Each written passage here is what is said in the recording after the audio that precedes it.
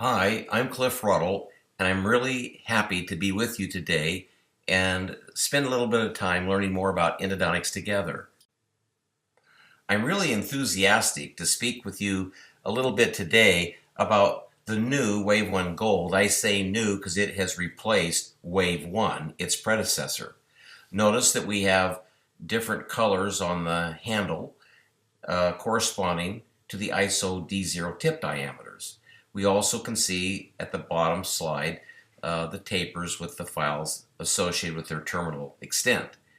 And then, of course, the main nomenclature to bring your attention to is that we speak of the small, primary, medium, and large files. Primary is used because it is always, virtually always, the first file that's used in any particular case, whether it's an anterior or posterior tooth.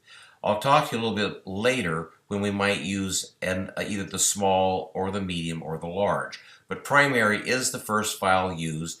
With experience sometimes and based on a preoperative film that reveals a large system, one might, after a glide path, select the medium file, for example. But generally, I want to come back and keep repeating, it's the primary file that's usually the first file into any particular system. So let's talk a little bit about why one might need another file, either smaller or larger, in the range of anatomical cases that we see on a daily basis.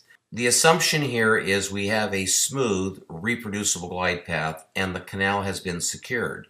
So in this instance, we can carry the primary file down the canal like we've just talked about, but what if it really won't advance? What if it really won't move so that the rubber stop goes down on the selected reference point, which would suggest the file's at length? Well, in those instances, we can go to the small. Because the small has a tip of only 0.02 of a millimeter, it's a 20, then it will easily crawl along the glide path and carve its shape to length.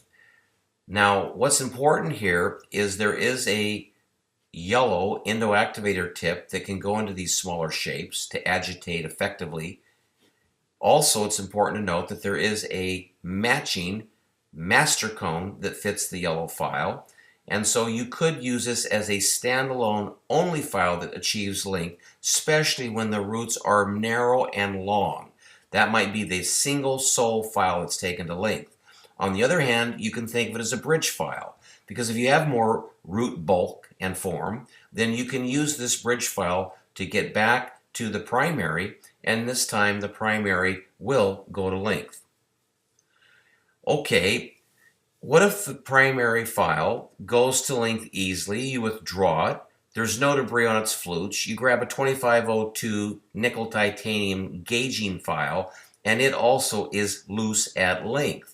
That just simply means to the clinician the terminus of the canal is larger than the file. So in these instances, we would go up to the medium.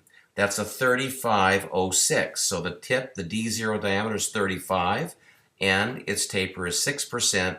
And again, when that file comes out, you're looking for debris on its apical flutes.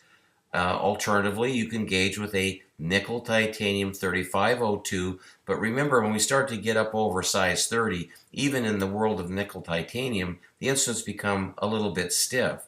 So in these instances, I would rather you gauge with a smooth, flexible, matching gutta-percha cone from Dentsply Sirona.